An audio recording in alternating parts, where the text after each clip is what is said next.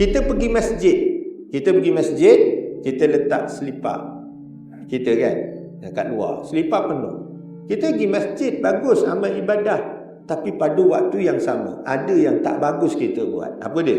Kita pijak selipar orang, kita pijak kasut orang. Apa hukum dia? Belajar tak? Tidak. Dia ada nama, hukumnya al-ghasb. Hukum dia al-ghasb. Hukum dia haram pijak kasut orang. Pertama sekali, bahagia Tuan Imam yang berusaha pengerusi surau beserta dengan AJK, seterusnya hadirin dan juga hadirat yang dikasihi oleh Allah Subhanahu wa taala. Pertama sekali, marilah kita sama-sama merafakkan kesyukuran kita kepada Allah Rabbul Jalil kerana masih memanjangkan usia kita.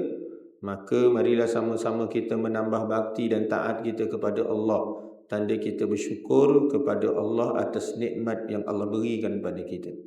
Yang keduanya, marilah sama-sama kita memperbanyakkan istighfar kepada Allah Rabbul Jalil.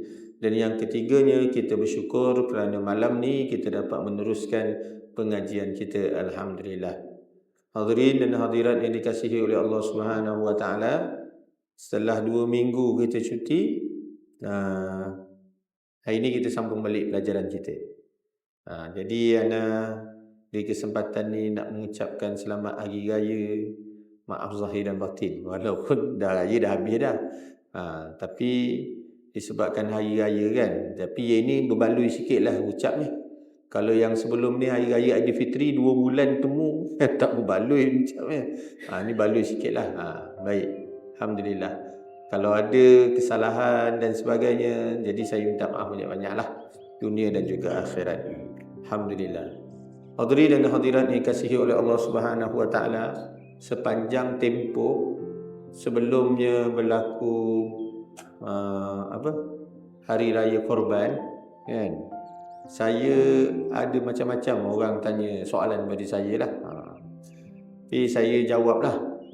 Saya jawab. Ada yang soalan tanya pada saya, apakah hukumnya kalau kita sembelih binatang yang ianya hamil? Binatang tu hamil.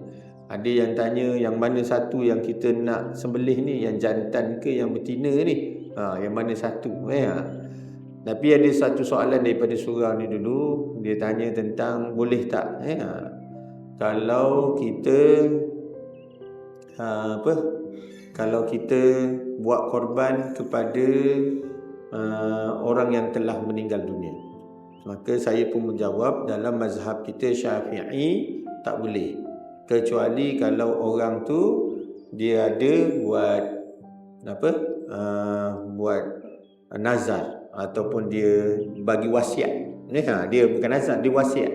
Dia wasiatkan harta dia tu kalau sampai hari raya korban kena korban, dia suruh buat korban, maka barulah boleh. Kalau tak ada wasiat, maka tak boleh dalam mazhab kita lah. So yang bertanya pun kata, bukan dalam mazhab lain ada ustaz, ada pendapat lain. Ya betul, saya tahu, saya belajar. Semua mazhab, 3 lagi mazhab selain daripada mazhab Syafi'i, semua boleh. Semua boleh melakukan korban untuk orang yang telah meninggal dunia. Tetapi dalam mazhab kita, kaul muktamadnya tidak boleh. Kaul muktamad itu ialah kaul yang menjadi utama dalam mazhab kita. Dalam fatwa-fatwa kepada orang, maka tak boleh. Macam itulah. Baik. Jadi saya nak bagi tahu kepada tuan-tuan sebelum saya mulakan pengajian, bagaimana tata cara untuk seseorang itu tahu jawapan. Sebab macam ni, saya yakin cara ataupun organisasi ataupun apa yang ada sekarang, ianya adalah berpunca daripada sesuatu masalah. Bila sesuatu masalah terpunca, maka wujudlah jalan penyelesaian yang sekarang kita hadapi. Tapi kadang-kadang jalan penyelesaian itu dah mungkin tidak sesuai. Tapi buat masa ni ianya lah yang paling sesuai. Baik. Dan saya yakin bahawa bukan sekarang sahaja yang kita akan hadapi perselisihan faham, tetapi daripada dulu lagi.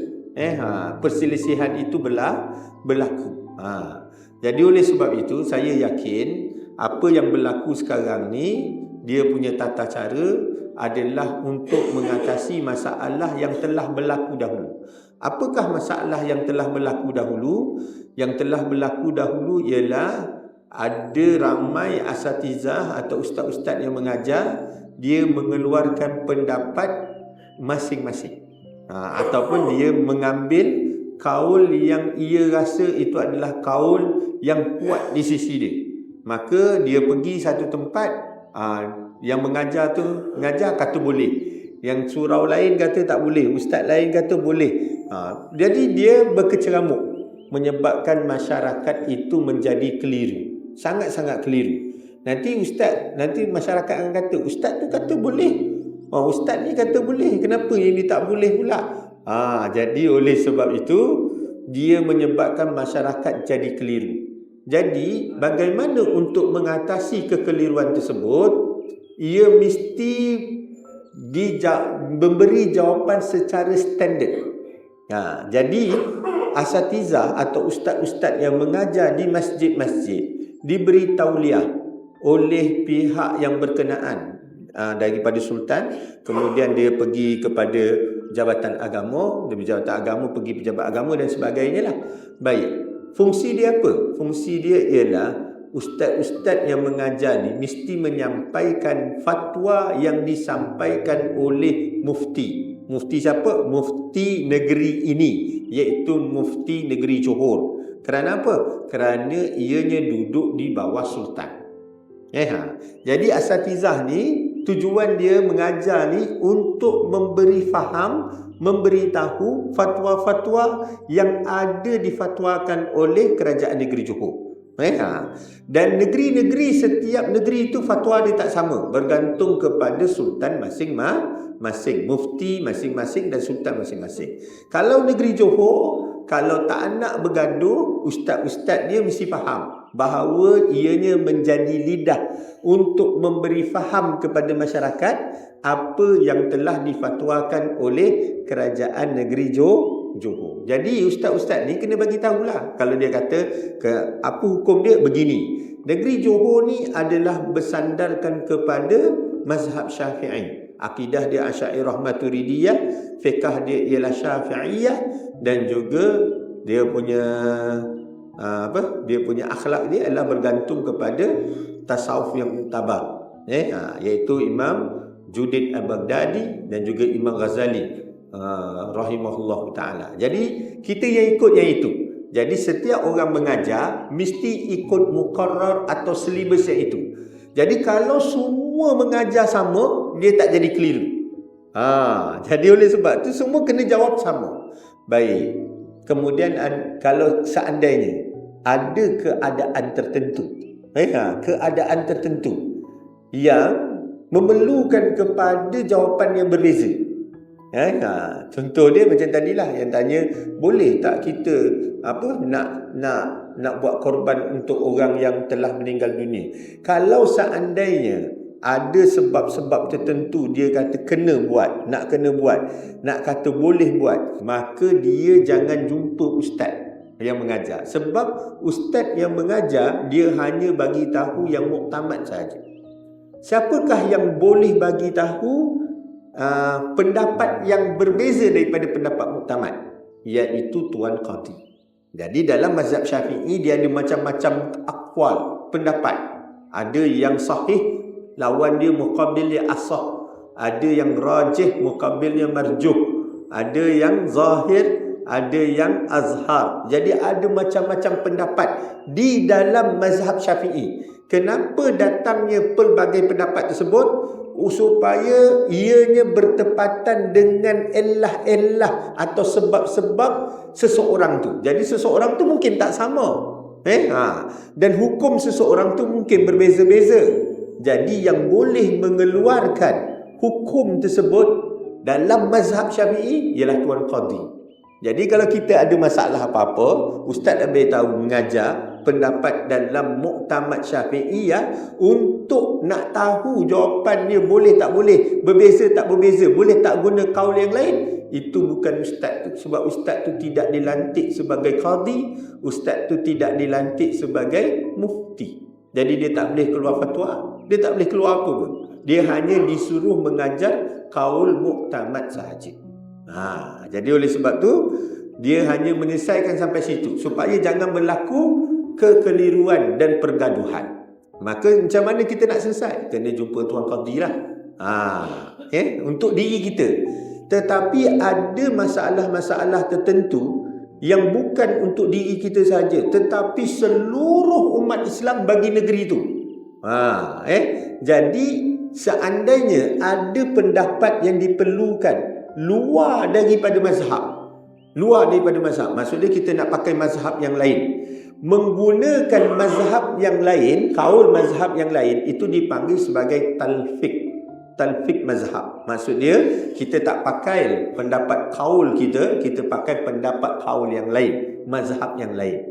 Adakah ustaz macam saya yang boleh mengeluarkan? Tak, sebab saya bukan pihak berautoriti untuk tu. Walaupun saya belajar fiqh muqarin, walaupun saya belajar tentang mazhab-mazhab lain, walaupun saya berguru dengan mazhab-mazhab lain, saya tidak dibenarkan untuk mengeluarkan fatwa. Jadi siapakah yang boleh mengeluarkan fatwa? Iaitu tuan mufti. Contoh dia apa? Contoh dia zakat. Bagi Syafi'iyah, zakat tu mesti dikeluarkan makanan ruji, iaitu kalau kita beras. Kalau kita Syafi'i totok, maka bayaran dia ialah dengan apa? Dengan beras. Tapi mazhab Syafi'i suruh bayar dengan beras, tapi kita semua Syafi'iyah negeri Johor atau umumnya seluruh Malaysia, kita tidak bayar dengan beras. Kita bayar duit. Kenapa bayar duit? Sebab mufti kita yang keluar fatwa, dia berpandukan kepada mazhab yang lain, dia je yang boleh. Maka orang lain seluruh negeri Johor akan menggunakan fatwa tersebut. Jadi ada orang kata kita ni terlalu rigid lah. Kita tak terlalu rigid. Cumanya kita tidak mahu perselisihan, pergaduhan. Pergaduhan. Orang ni tomah orang ni, tomah orang ni, tomah orang ni. Kita mahu mengekalkan persaudaraan. Kalau seandainya negeri lain dia keluarkan fatwa yang berbeza, contoh dia apa? Contoh dia ialah kalau dekat Negeri Sembilan ataupun tempat lain lah yang tengok. Kalau kat makam ataupun kubur diletakkan kain putih lah, kain kuning lah kan. Itu tidak mengapa. Dia orang fatwa kan tak ada apa-apa, harus saja hukum dia. Sunat tidak, apa pun tidak, harus saja. Tapi negeri Johor mengharamkan. Jadi kalau orang tanya anak, di negeri Johor kan, dia tanya apa hukumnya? Haram hukumnya. Sebab kita ikut fatwa mufti kerajaan negeri Johor. Walaupun negeri lain dia membenarkan. Contoh negeri Perlis, dia tak ada kunut, kita ada kunut. Sampai dekat kita kat Perlis, kita ikut tak payah kunut. Sebab kita ikut apa yang ada difatwakan oleh mufti setempat supaya tidak berlaku pergaduhan. Tapi kalau ada orang dia nak bergaduh, dia kata pendapat dia lah yang bagus. Tak, bukan pendapat dia, tapi sebenarnya adalah mengikut pendapat mufti bagi negeri tersebut. Jadi kenapa semua tu berlaku? Ialah untuk mengelakkan kekeliruan dan pergaduhan. Jadi kalau orang semua faham bagaimana cara kita bertindak, maka kita tidak akan bergaduh. Kita tak akan bergaduh, kita boleh terima dan sebagainya. Kalau orang tu dia tanya, kenapa orang tu boleh buat berbeza? Sebab yang mengeluarkan pendapat tersebut ialah pihak berautoriti. Tuan qadi yang cakap, tuan mufti yang cakap, pihak berautoriti. Tapi kalau disuruh tanya pada saya pula bagi pendapat, keluarkan sesuka hati, maka orang lain akan berkata pula, kenapa dia boleh? Sedangkan yang bagi pendapat itu yang membolehkan saya. Sedangkan saya bukan pihak yang berautoriti dalam bidang tersebut. Maka oleh sebab itu berlakulah pergaduhan. Orang ni kata ini, orang lain sebagainya. Tapi kita sebenarnya sudah aman dan damai apabila sistem ini sudah berlaku. Jadi oleh sebab itu saya nak bagi tahu, sebenarnya memang ada pendapat-pendapat, tetapi yang boleh menggunakannya ialah orang yang berkelayakan, yang diberi kelayakan untuk menggunakan perkara-perkara tersebut. Jadi saya ni cuma hanya boleh menyampaikan fatwa-fatwa yang sedia ada dalam mazhab Syafi'i menggunakan kaul yang muktamad. Macam itulah. Kalau ada yang selebihnya kena jumpa pihak lain. Begitu. Baik, kita sambung balik pelajaran kita, kitab Qatlul Ghaithiyah fi Ilmi Sufiyah ala Syariatil Muhammadiyah, curahan ilmu tasawuf, pada muka surat 50. Tuan-tuan punya kitab baru tu pada muka surat 48. Betul. Saya dah tahu dah. Kali ni dah tahu dah. Baik, muka surat 48 ataupun kitab saya ni muka surat 50. Yang terakhir kita membataskan kelebihan ilmu ini. Kelebihan ilmu tasawuf ni. Apa kelebihan dia? Bismillahirrahmanirrahim. Qala al-muallif rahimahullah wa nafa'na bihi wa bikum amin insyaallah. Bahagian bawah dia. Kemudian berkata ia, ketahui olehmu bahawasanya ilmu iaitu terlebih mulia daripada ibadah dan terlebih afdal daripadanya. Ilmu tu lebih mulia daripada ibadah. Jadi orang yang berilmu dia sebenarnya lebih mulia daripada orang yang beribadah tapi tidak mempunyai ilmu. Banyak solat ni, tapi dia tidak ada ilmu. Maka orang yang menuntut ilmu terlebih mulia daripada orang yang beribadah. Tapi kadang-kadang kita ni selalu tengok orang ibadah tu lebih mulia daripada orang berilmu. Orang yang pergi belajar, tapi pakaian dia biasa-biasa je, atau solat dia biasa-biasa je, kan? Tapi yang kita pandangnya hebatnya kalau orang solat. Orang yang kita sedang belajar ni, kita sedang belajar, tapi dia pegang tasbih. Dia pegang tasbih. Salah tu, tak boleh. Orang yang sedang mengajar, termasuklah imam yang sedang membaca khutbah, khatib yang sedang membaca khutbah, kita tak dibenarkan untuk pegang tasbih sekalipun. Tak dibenarkan. Kita kena dengar, kerana ianya salah satu daripada menuntut ilmu. Tapi ada orang nak menunjukkan yang dia tu lebih bagus ibadah dia pun tasbih. Dengar tidak apa yang khatib tu sampai, apa yang ada dalam pengajian. Pegang tasbih. Ada yang saya pernah tengok, saya mengajar, dia baca Quran depan tu. Memang betul ibadah tu, memang Al-Quran tu baik, tak ada salah masalah dia.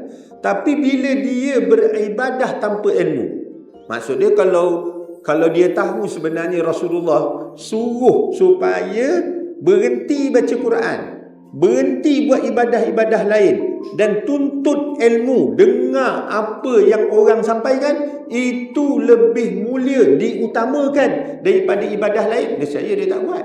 Tapi kenapa dia buat? Sebab dia tak tahu. Sebab dia tak tahu. Kita pergi masjid, kita letak selipar kita kan dekat luar, selipar penuh. Kita pergi masjid, bagus amal ibadah. Tapi pada waktu yang sama, ada yang tak bagus kita buat. Apa dia? Kita pijak selipar orang, kita pijak kasut orang. Apa hukumnya? Belajar tak? Tidak. Dia ada nama, hukumnya al-ghasbu. Hukum dia al-ghasbu. Hukum dia haram pijak kasut orang. Jadi kalau ada orang susun kasut, dia janganlah buat susun betul-betul dekat tangga tu penuh semua tu. Habis nak pijak macam mana? Orang mesti pijak kasut tu tak? Kalau orang belajar, dia nak beramal ibadah, dia nak tolong orang susun kasut, betul tak? Ni khidmat ni, aku nak khidmat ni, maka dia pun susun kasut. Tapi dia susun kasut penuh depan tangga tu. Akhirnya orang pijak kasut. Bila orang pijak kasut, hukumnya haram, hukumnya ghasbu. Haram hukum dia. Jadi kalau dia belajar macam mana? Dia susun kat tengah tu kosong, kat tepi sebelah kanan, kat tepi sebelah kiri, dia susun cantik-cantik. Jadi orang boleh lalu kat tengah dan boleh ambil kasut dia atau pakai kasut dia tanpa memijak kasut orang lain.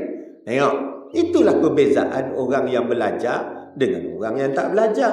Orang yang beramal ibadah dengan orang yang beramal ibadah dengan ilmu, dengan orang yang beramal ibadah dengan tidak berilmu. Itu perbezaannya.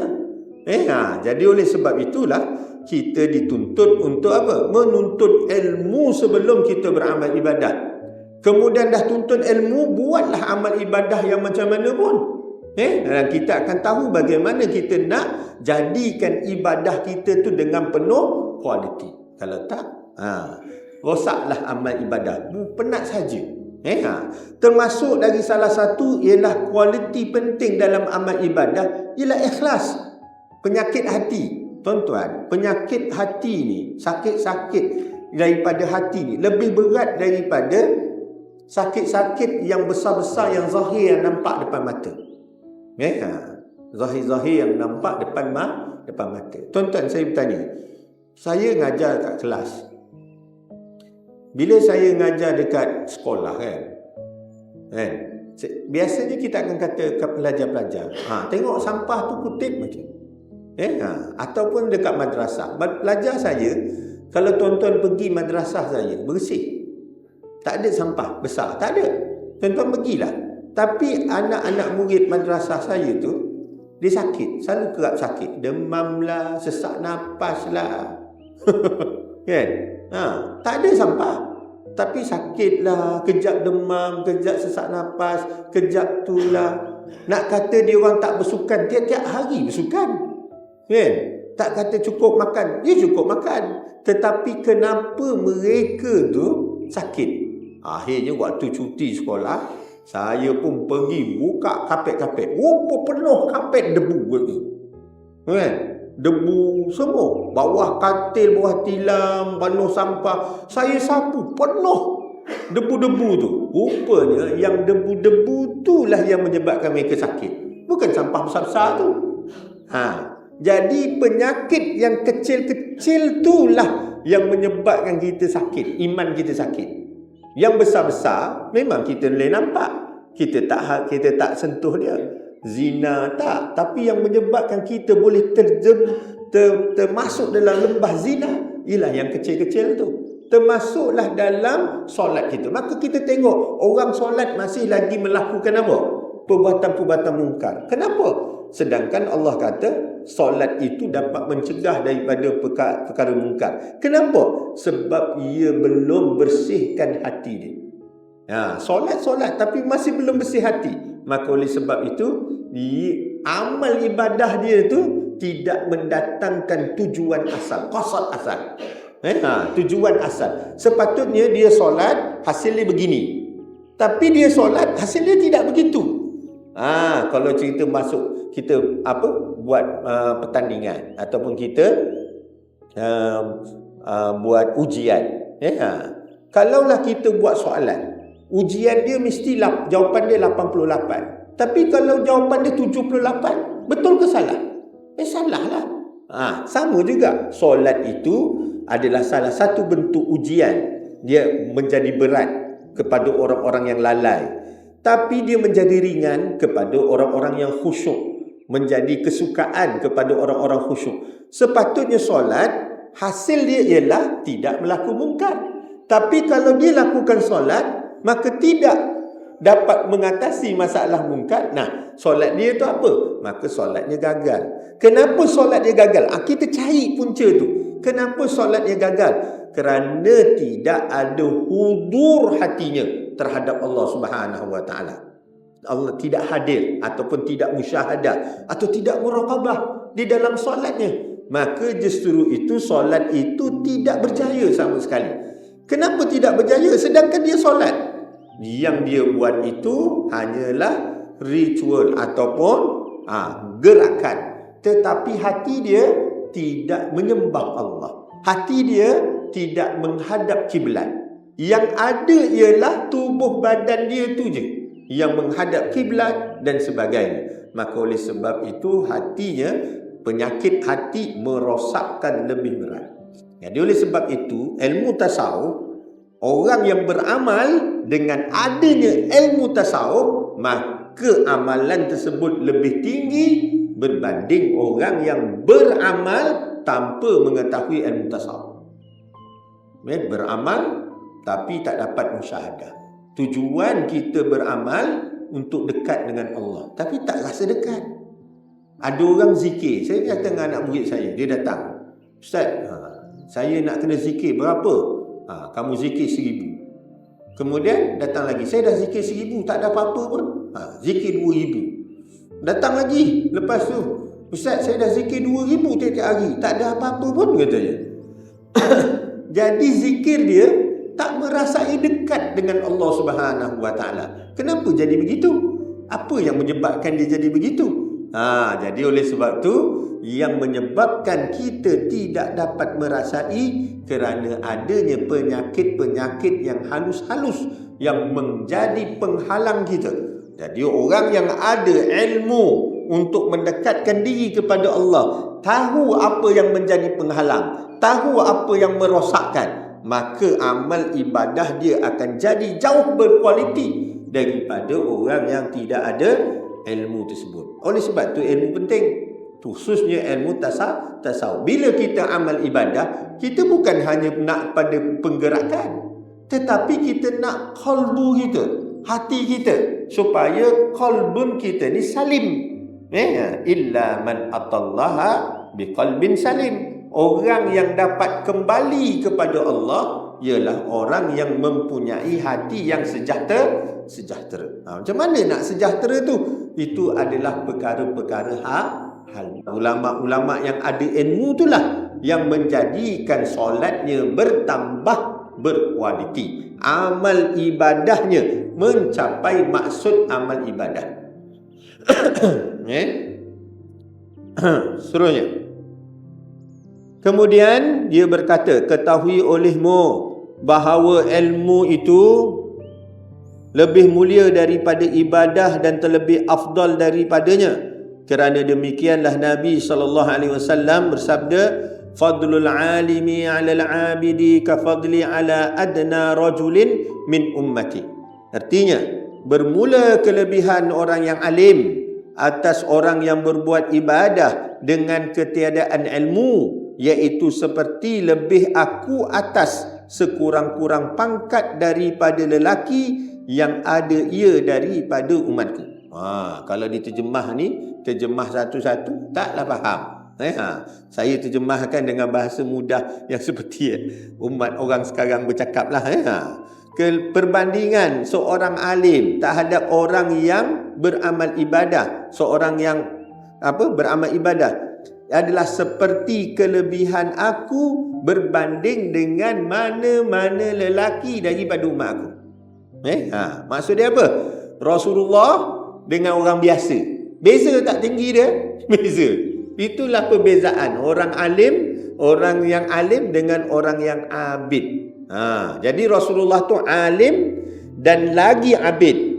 Maka oleh sebab itu perbezaan orang alim tu, iaitu perbezaan pembandingan antara Nabi dengan lelaki yang lain. Jauh, sangat-sangat jauh.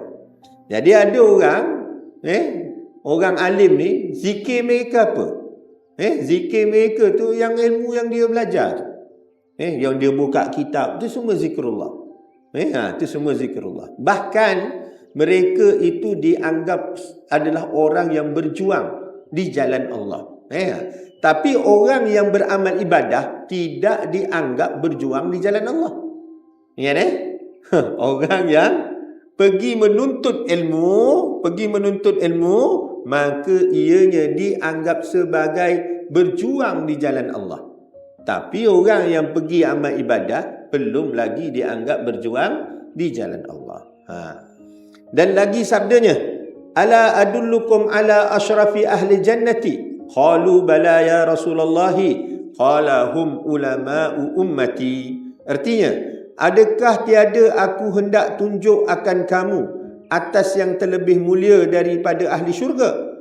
Kata segala sahabat, bahkan ya Rasulullah, sabdanya, bermula mereka itu iaitu segala ulama daripada umat aku. Ala adulukum, nak ke aku tunjukkan pada kalian, ala ashrafi ahli jannah, iaitu yang paling tinggi daripada kalangan ahli syurga. Ashraf, yang paling mulia daripada kalangan ahli syurga. Maksud dia, kalau perbandingan yang menyebabkan seseorang tu masuk syurga, boleh jadi disebabkan oleh orang tu beramal ibadah. Orang beramal ibadah, dia buat segala tuntutan Allah, semua masuk syurga. Tapi di kalangan orang amal ibadah ramai-ramai ni, jadi orang amal ibadah ni ada yang apa, dia pergi majlis zikir, ada yang pergi apa, tunaikan solat, ada yang apa, pergi bantu orang, ada yang pergi menuntut ilmu. Jadi semua tu amal ibadah, keseluruhan itu menyebabkan kita boleh masuk syurga. Semua tu. Buatlah apa sahaja perkara kebaikan. Walaupun ianya sekecil-kecil perkara kebaikan, semua membolehkan kita masuk ke dalam syurga Allah Subhanahu Wa Taala. Bila syak, tanpa ada syak, berlakukanlah apa pun segala kebaikan. Semua boleh kita masuk dalam syurga dengan kebaikan yang kita lakukan. Tapi Rasulullah tanya, nakkah aku tunjukkan di kalangan ahli syurga tu siapa yang lebih asyraf? Siapakah yang lebih mulia? Qalu, maka sahabat-sahabat pun menjawab, bala ya Rasulullah, ya wahai Rasulullah, siapakah mereka? Qala, maka Rasulullah bersabda, hum ulama'u ummati, mereka itu adalah ulama-ulama umat aku. Jadi ulama itu adalah kedudukan yang lebih tinggi. Allah sendiri telah memberi jaminan bahawa Allah itu akan mengangkat beberapa darjat. Siapa dia yang akan didarjat tu? Iaitu orang-orang yang utul ilm, yang diberikan ilmu. Maka oleh sebab itu, siapakah yang lebih mulia di dalam syurga nanti? Orang yang semuanya beramal ibadah, cukup dia punya syarat, tapi dia paling alim di antara yang lain. Dia yang paling alim di antara yang lain. Dan alim dia itu adalah kerana takutkan Allah. Maka dia buat segala perintah Allah. Dia mendekatkan diri pada Allah Subhanahu Wa Taala. Siangnya seperti apa? Siangnya seperti seorang pejuang di jalan Allah Subhanahu Wa Taala berjihad.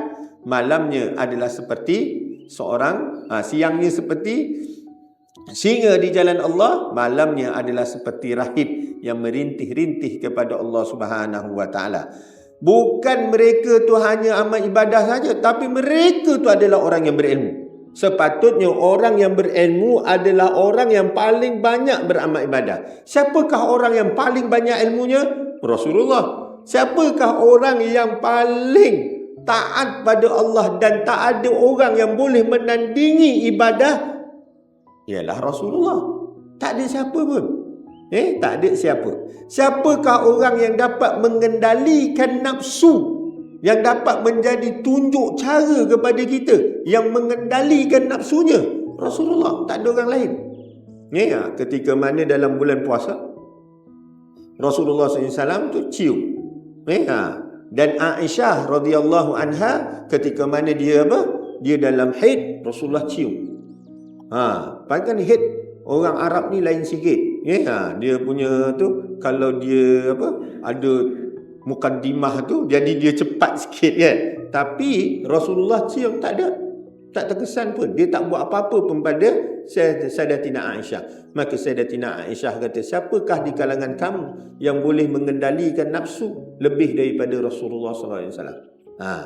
Jadi oleh sebab itu, Rasulullah SAW adalah orang yang menjadi penunjuk, pembimbing, contoh, suri tauladan, iaitu orang yang paling kuat amal ibadahnya, dan dia juga, baginda juga adalah orang yang paling banyak ilmu. Sifatnya adalah fatana. Baik.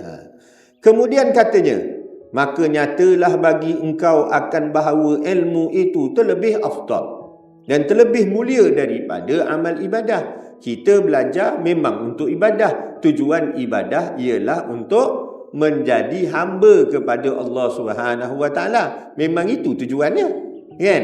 Tapi nak beramal ibadah, kesempurnaan dia bertepatan dengan kehendak Allah, tak ada lain melalui ilmu. Mana nak dapat ilmu tu? Melalui dua sumber. Iaitu apa dia? Iaitu Al-Quran dan sunnah Nabi Muhammad sallallahu alaihi wasallam. Jadi oleh sebab tu kalau kita tengok sini tajuk dia Qatul Ghaisiyah ala tariqatil Ghaisiyah fi ilmi sufiyah ala tariqati ala syariati Muhammadiyah. Jadi kalau kita nak beramal ibadah tarik tasawuf ni, dan kita nak beramal ibadah dengan cara yang ditunjukkan oleh Nabi Muhammad. Jadi oleh sebab itulah kita kena tahu bahawa Nabi Muhammad paling suka dengan ilmu. Paling suka. Nah, satu ketika Rasulullah masjid ada 2 kumpulan sahabat. Satu kumpulan berzikir kepada Allah Subhanahu Wa Taala, dan satu lagi kumpulan sedang membahaskan masalah-masalah di dalam agama, fiqh lah. Maka Rasulullah tanya kepada kumpulan pertama, apa yang kalian buat ni? Kata, kami berzikir kepada Allah.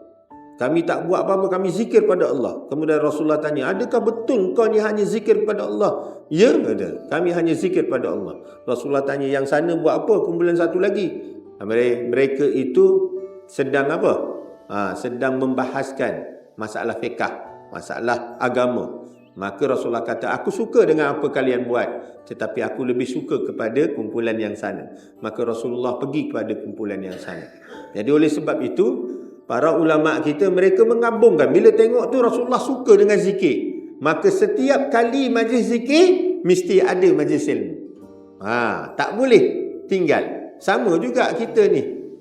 Jadi kalau boleh, kalau kita tengok dari kita baca selawat daripada awal dan sebagainya, tak tinggal dengan zikir. Masa zikir diikuti dengan majlis ilmu. Guru kami begitu. Setiap hari selepas daripada mengajar, selepas mengajar terus zikir lepas. Lepas mengajar terus zikir. Sebab apa? Sebab tariqatul Muhammadiyah, syariatul Muhammadiyah, iaitu dengan cara yang disukai oleh Nabi Muhammad. Kalau kelas pengajian tu, lepas habis pengajian tutup je, terus je baca selawat tu zikir. Gitu Kemudian katanya, maka nyatalah bagi engkau akan bahawasanya ilmu itu terlebih afdal dan terlebih mulia daripada ibadat. Tetapi tak dapat tiada bagi hamba itu daripada ibadah berserta dengan ilmu. Yang betulnya apa? Yang betulnya ialah kita menuntut ilmu untuk beramal ibadah. Dengan apa tujuan kita beramal ibadah? Supaya dekat dengan Allah. Maksud dia, lagi tinggi seseorang tu berilmu, lagi tinggi amal ibadah dia. Lagi tinggi ilmu dia, lagi banyaknya zikrullah dia. Lagi banyak dia punya ilmu, lagi tinggi akhlak dia. Macam itulah. Tapi ada orang belajar tapi tidak pula dengan tujuan beramal. Ada yang berilmu, tinggi ilmu dia, tapi beramal kurang pula. Ada yang beramal, tak nak pula menuntut ilmu. Yang sebenarnya apa? Menuntut ilmu dengan tujuan untuk beramal. Sepatutnya bila kita menuntut ilmu, maka bertambah yakin kita. Bila belajar tentang ilmu akidah, bertambah yakin kita dengan kasih sayang Allah. Bila kita belajar ilmu akidah, bertambah yakin kita malaikat sedang menulis kebaikan. Bila kita belajar tentang akidah, bertambah yakin kita tentang apa? Tentang syurga dan neraka. Bertambah keinginan kita nak mati awal untuk masuk syurga. Itu dia tujuan kita belajar ilmu. Ni belajar ilmu, hati makin kesat, hati makin kering, berdebat sana sini, bergaduh sana sini. Tujuan ilmu untuk nak gaduh dengan orang.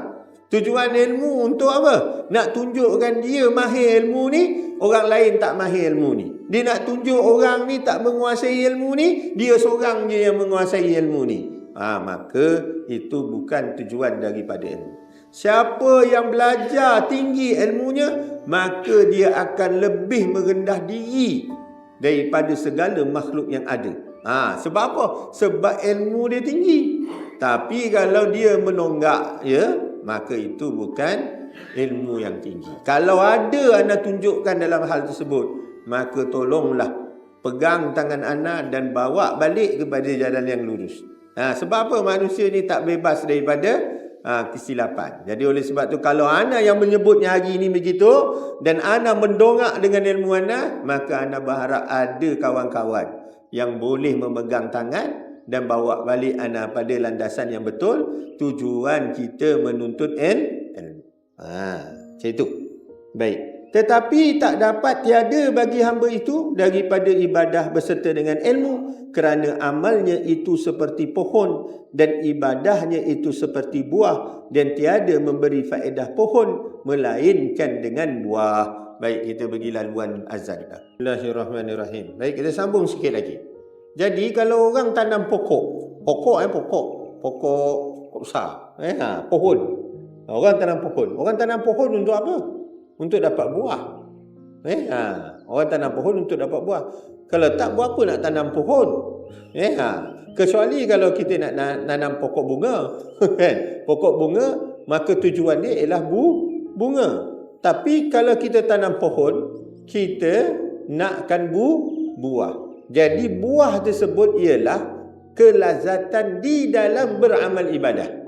Kelazatan di dalam beramal ibadah. Seperti mana kita dapat rasa manisnya buah tu, begitulah kita dapat rasa manisnya di dalam amal ibadah. Jadi oleh sebab itu, pohon tu pula ada akar. Akar tu ialah ilmu usuluddin, ilmu akidah. Itu akar dia. Kemudian pergi pada batangnya. Batang dia apa? Fiqah tu. Syariat itu. Kemudian pada ranting-ranting dia, iaitu apa dia? Akhlak dia. Dan terhasilnya daripada apa? Yang daripada akidah, daripada fiqh, daripada akhlak tu, apa yang terhasil? Iaitu buahnya. Iaitu buahnya. Itulah tujuan asal kita. Kita belajar ialah untuk solat kita tu bermutu. Kita belajar untuk kita punya amal ibadah tu bermutu. Macam mana amal ibadah? Iaitu akidah kita ketika amal ibadah, iaitu tawajuh kita, penghadap kita hanya Allah Subhanahu Wa Taala. Niat kita tu tidak lain, tidak ke kiri, tidak ke kanan. Cinta kita tu hanya Allah Subhanahu Wa Taala. Itu dari segi akidah dia, fiqh dia, dan juga keadaan hatinya, dan juga keadaan akalnya. Pada waktu tu terjaga keseluruhannya. Cantik, molek, sungguh-sungguh. Jadi oleh sebab itu, orang yang bersolat ni, Rasulullah SAW kalau ditanya kan, apa 3 perkara yang disukai oleh Rasulullah dalam dunia ni, maka Rasulullah jawab, yang pertama sekali apa? Aku suka melihat orang solat dalam keadaan tenang. Tu dia. Sebab apa? Sebab orang yang solat dalam keadaan tenang, dia dapat 3-3 tu sekali. Dia punya ilmu 3-3 tu sedang running, sedang berfungsi. Ketika solatnya, dia punya akal, tawajuh dia, diri dia, semuanya Allah Subhanahu Wa Taala. Tak ada yang lain. Hati dia tak ada. Kelazatan dia, tasawuf dia, dia tak ada buruk sangka dengan Allah. Dia tidak memikirkan mana-mana manusia, yang dia nampak hanya Allah Subhanahu Wa Taala. Itu tasawuf dia, akidah dia, dan juga fiqahnya. Tepat. Menyebabkan orang lain juga akan merasai kenikmatan manisnya buah tersebut. Saya ada kawan saya, kalau saya duduk kat kantin, dia datang kan kat kantin tu, saya dah kenyang dah, tapi bila tengok dia makan, saya jadi lapar balik. Dia makan, saya pun pergi ambil. Nampak macam best ni kau makan, saya pergi ambil makan, saya makan. Itu orang yang menjiwai makan dia. Makan dia jadi jiwa, sampai kita berasa, aku dah makan dah, kenapa aku makan? Macam itu. Kita punya solat tu, kalau kita punya rasa manis dalam solat, orang lain pun juga akan merasai kemanisan solat itu. Kalau kita dalam keadaan huru-hara, orang lain juga akan merasai huru-haranya.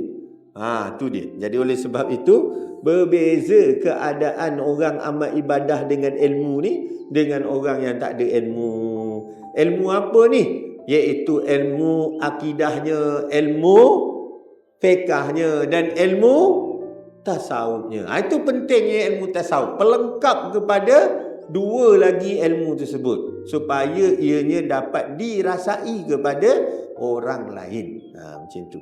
Baik, nanti kita akan sambung lagi. Berkata Ibn Athaillah di dalam hikam. Bismillahirrahmanirrahim. Alhamdulillahi rabbil alamin, wassalatu wassalamu ala asyrafil anbiya'i wal mursalin wa ala alihi wa sahbihi ajmain. Allahumma arina al-haqqa haqqan warzuqna ittiba'ah wa arina batila batila warzuqna ijtinabah. Wa sallallahu ala sayyidina Muhammadin wa ala alihi wa sahbihi wasallam. Alhamdulillahi rabbil alamin.